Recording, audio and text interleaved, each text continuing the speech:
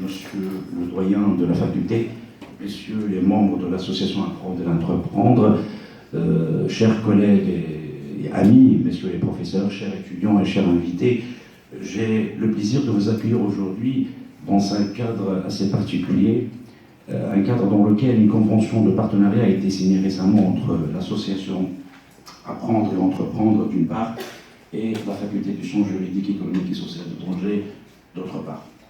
L'objet de cette convention vise en premier lieu à encourager, à aider et surtout à accompagner les futurs lauréats de l'établissement. Cette convention qui a été signée, comme je l'ai dit donc, récemment, qui vise à lancer, qui a pour objectif de lancer une compétition, que je pourrais l'appeler une compétition de meilleurs projets, qui a pour objectif d'aider les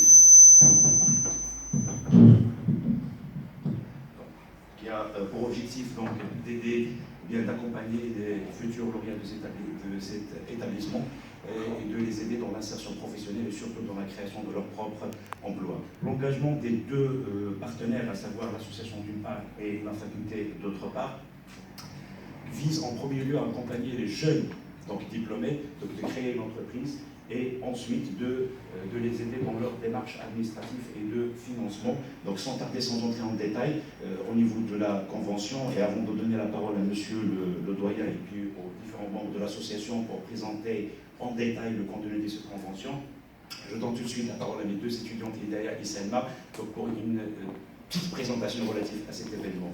Donc je souhaite à tous les étudiants porteurs de projets de création d'entreprise une très belle aventure. Merci à tous. Des sciences juridiques, économiques et sociales de Tanger, Monsieur le Président et les membres de l'association Apprendre et Entreprendre, Monsieur le responsable de la licence professionnelle Management de projet et ressources humaines, chers professeurs et chers auditeurs. C'est avec un immense honneur et au nom de la première promotion de la licence professionnelle Management de projet et ressources humaines, nous vous accueillons ce matin pour assister et participer à cet événement organisé dans le cadre de la collaboration établie entre l'association Apprendre et Entreprendre et la faculté des sciences économiques, juridiques et sociales de Tanger, ainsi que nous vous remercions infiniment de votre présence significative. Et comme celle du Maroc, la création d'entreprises est d'une importance vitale pour assurer la dynamique du développement. C'est une réelle source de production de richesse et de lutte contre le chômage. L'entrepreneuriat est au cœur de l'actualité économique et sociale. Sa promotion est considérée comme un vecteur fondamental dans l'ensemble des politiques de développement économique de par le monde. Les socio-économiques sont parfaitement conscients de l'importance de la création d'entreprises, et plus particulièrement les petites et moyennes entreprises et les très petites entreprises. En effet, la firme est au centre de mutations économiques, sociales et technologiques. Elle est considérée aussi comme un instrument universel de création de richesse et d'emploi. L'entrepreneuriat constitue de la base pour générer des entrepreneurs et des entreprises au sein de nos localités. Ceci nous permettra d'asseoir dans la localité ou la région la légitimité sociale de métiers d'entrepreneurs et de développer la crédibilité des gens d'affaires et des individus en manifestant les valeurs. Cette valorisation de la carrière entrepreneuriale est donc essentielle pour pousser les citoyens à considérer cette avenue comme un mode de vie et comme gagne-pain. Un milieu plus entrepreneurial permet de générer des entrepreneurs, des personnes ayant foi à l'avenir, qui aiment prendre des risques, des gens créatifs et des innovateurs qui voient dans les problématiques dessinant le portrait de nos localités, des défis à relever, des opportunités à saisir. L'ultime de cette collaboration entre l'association Apprendre et Entreprendre et la faculté des sciences juridiques, économiques et sociales de Tanger. À travers l'organisation de cet événement, chers auditeurs, avant de passer la parole à l'équipe de l'association Apprendre et Entreprendre, représentée par son président, M. Tarek Moudni, pour présenter l'objet de la convention établie entre les partenaires, nous cédons la parole au monsieur le doyen de la faculté des sciences juridiques, économiques et sociales de Tanger, M. Mohamed Yahya. Donc, bonjour tout le monde. Heureux de vous accueillir pour l'inauguration de cet événement, qui n'est pas le premier, bien sûr, s'agissant de cet établissement. Et tout d'abord, je tiens à remercier tous ceux et celles qui sont aujourd'hui présents ici, présidents, membres de l'association Apprendre et Entreprendre. Je tiens en particulier à remercier Mme Elbel qui est là aujourd'hui, et qui a accompagné cette faculté pendant plus de 2 décennies, depuis 1997-18 je crois, via l'ANAPEC, via beaucoup de tout ce qui est ouverture à l'époque.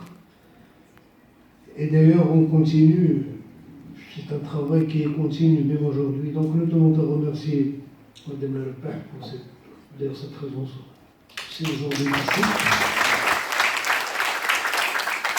Et donc tous les membres de l'association, le responsable de cette licence professionnelle management de projet ressources humaines, et aussi à remercier tous ceux, la presse, les représentants de la société civile, etc. Donc j'ai dit que ce genre de rencontre a une importance particulière, étant donné que ce qui fait la différence aujourd'hui, ce sont des lauréats. Certes, tout ce qui est cursus universitaire, les programmes, les conférences, les TD, les TP, mais aussi, ce qui fait la différence, je le répète, c'est ce genre d'activité qui découle bien sûr du contenu de cette convention, étant donné qu'il va vous donner d'autres espaces, d'autres horizons pour le savoir. Aujourd'hui, on va savoir que tout ce qui est formation, il faut agir à 3 niveaux. Le savoir, savoir-faire et savoir-être. Pourquoi? Parce que le savoir, ce sont des connaissances. Le savoir-être, c'est tout ce qui est expertise, etc. Et savoir-faire, c'est ce genre d'outils qui constitue un plus en parallèle qui va faire la différence. Ce qu'on appelle l'excellence, l'innovation, la créativité. Et donc, je ne vais pas tarder, rien encore une fois pour remercier c'est Alébo qui était derrière cette initiative, mais je rappelle, ce n'est pas le seul. Toutes les formations au sein de cette faculté, qu'ils soient master, licence professionnelle, licence tout court, ce genre d'activité, ils se font. D'autant plus qu'aujourd'hui, vous devrez savoir qu'il y a le gouvernement, via le ministère de l'Enseignement supérieur, travaille sur une réforme de la licence, à titre d'exemple, et de toutes les autres formations, où ce volet entrepreneuriat occupe une place très importante, conformément, je le répète, aux attentes de Sa Majesté. Vous devrez savoir que Sa Majesté donne une importance particulière à tout ce qui est jeunesse, tout ce qui est lauréat. Il y aurait des rencontres et tout le travail se fait à ce niveau aujourd'hui, afin qu'il y ait des cursus universitaires, niveau formation, liant le travail, parce qu'il y a un vrai problème de diplômés, lauréats diplômés au chômage. C'est-à-dire les statistiques sont alarmantes et que par le biais des discours de Sa Majesté le Roi, les derniers discours, si vous avez rendu compte, il y a une importance particulière donnée à revoir cette plateforme et il y a essentiellement le travail qui se fait actuellement, ce que contient aujourd'hui cette convention, essentiellement le monde entrepreneurial, etc. et le travail avec le monde socio-économique. Donc c'est à ce niveau que vient l'importance de cette rencontre d'aujourd'hui. Je tiens donc encore une fois à remercier tous ceux et celles qui sont derrière cette idée et nous souhaitons donc plein succès et à tout le monde, tous ceux qui sont ici, parce que le gagnant en dernier c'est le Maroc, le grand Maroc émergent, fort, économiquement, socialement, politiquement, un Maroc où il y a des valeurs de tolérance, de respect de l'autre et de dignité pour tout le monde. Merci beaucoup pour votre attention. Sur cette intervention précieuse, chers invités et chers auditeurs, on vous laisse avec l'équipe de l'association Apprendre et Entreprendre afin de vous présenter l'objet de la convention établie entre les partenaires. On vous souhaite aussi une agréable suite et merci de votre attention. Salam alaikum, citoyens, chers professeurs, chers membres de l'association, chers audiences, bonjour. Donc, avant de démarrer une présentation qui a été préparée, je vais rapidement revenir sur la convention, sachant que par la suite, on va présenter et l'objet et le déroulement et l'exécution de cette convention. Donc, cette convention qui a vu le jour il y a quelques jours, qui a été ratifiée par les deux parties. Elle exprime la volonté des deux parties de vouloir accompagner, détecter, outiller les jeunes porteurs de projets pour qu'ils puissent monter leur propre entreprise. C'est-à-dire qu'aujourd'hui, on est là tous ensemble parce que l'établissement, donc la faculté des sciences juridiques, le corps professoral, ainsi que l'association qui représente la société civile, sont aujourd'hui, ils ont uni leurs forces et sont engagés à accompagner donc, les jeunes porteurs de projets. Quand on dit jeunes porteurs de projets, ça veut dire que c'est des jeunes qui ont une idée en tête, qui veulent la développer et qui veulent la réaliser. Donc on va revenir avec un peu plus de détails sur le processus tout à l'heure. Avant de vous présenter l'association, avec Khalid, donc on va essayer de définir un petit peu c'est quoi un entrepreneur, l'entrepreneuriat. Donc pour cela, donc il y a deux volets. Donc il y a deux volets et c'est des choix. Donc aujourd'hui, par notre cursus scolaire, par notre société, on a été plus ou moins conditionné pour être plus proche de la partie embauche que de l'entrepreneuriat. Donc on va essayer de voir comment déjà on va définir les deux parties. Donc si je pose la question, pour vous, c'est quoi l'embauche? Pour savoir. Donc il n'y a pas aujourd'hui, on a été conditionné, on a été formaté pour être des salariés. Donc il y a un cursus, donc là aujourd'hui vous capitalisez presque 2 décennies de monde d'école. Et donc durant ce cursus, donc on a été conditionné, nous sommes d'une équipe pour avancer, il ne peut pas être tout seul. Donc il n'y a pas celui-là il est mieux que celui-là, mais c'est des qualités de vie et c'est des visions différentes d'appréhension de la vie, et ce qui est tout à fait normal. Qui ont été identifiés, donc salaire, sécurité d'emploi. Donc quand on dit salaire, c'est simple, hein, c'est tous les mois, donc on a un salaire qui est précis, qui va tomber donc toutes les fins du mois, donc on a une régularité dans nos revenus, ça nous permet de faire des projections, de programmer un certain nombre de choses et tout. Sécurité, et je ne suis pas à la merci d'un marché, je ne suis pas à la merci d'aléas, Je suis un salarié, donc j'ai mon salaire qui tombe tous les fins de mois et qui me permet donc d'être salarié tranquille. Là, on n'a rien. Donc, tout à l'heure on a parlé de sécurité, là on parle de risque. Parce qu'il faut gagner, il faut prendre du risque. Donc, on est le maître à bord, donc on est au volant d'une structure, on est au volant d'une entreprise, et donc on tient les rênes, et là donc, il y a une prise de risque.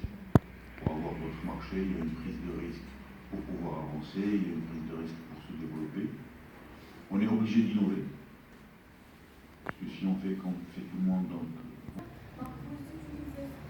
votre imagination de travailler le plus et d'essayer d'améliorer vous-même avant et aussi d'améliorer vos compétences. Mais en tant que salarié, c'est juste les tâches de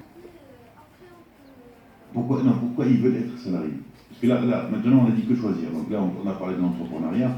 Maintenant ces gens-là, bon, ils ne sont pas parmi nous malheureusement. Donc ils ne peuvent pas répondre. Donc on va essayer de répondre pour eux. Donc qui veut être salarié? Par exemple, pourquoi la personne voudrait être salariée? Qui est mieux que l'autre? Ils sont complémentaires. S'il n'y a que des salariés, il n'y aura pas de patron. S'il n'y a que des patrons, il n'y aura pas de salariés. Donc ça marche.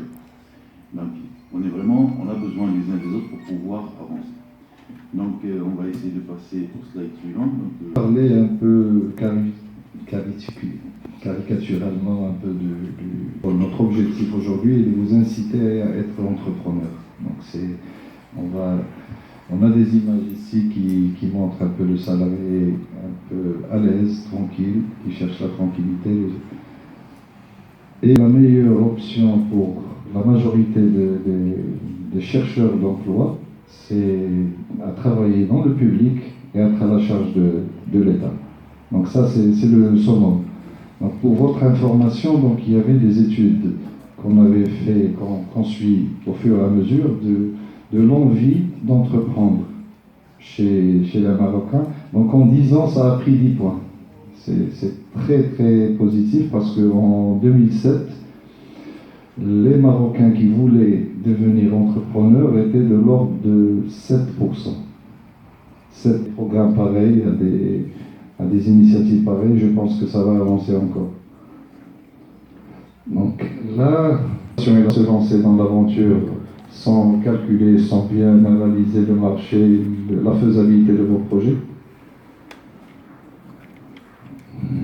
créer de l'emploi. Donc c'est pour ça qu'on a besoin de salariés et d'entrepreneurs. Donc le mix est nécessaire. Si on n'a que des entrepreneurs, il y aura un problème. Donc ce n'est pas péjoratif, mais notre rôle est de vous inciter à devenir entrepreneur. Mais on a besoin de salariés aussi. Le tour. Donc avoir soit un service ou un produit innovant. Donc aujourd'hui, le tissu économique marocain est principalement fait de TPE. Après, on va trouver les PME. Et après, on va trouver les PMI et quelques grands groupes. En termes de nombre, donc les plus importants, c'est les TPE. Et donc, le nombre est chaque fois un peu plus faible.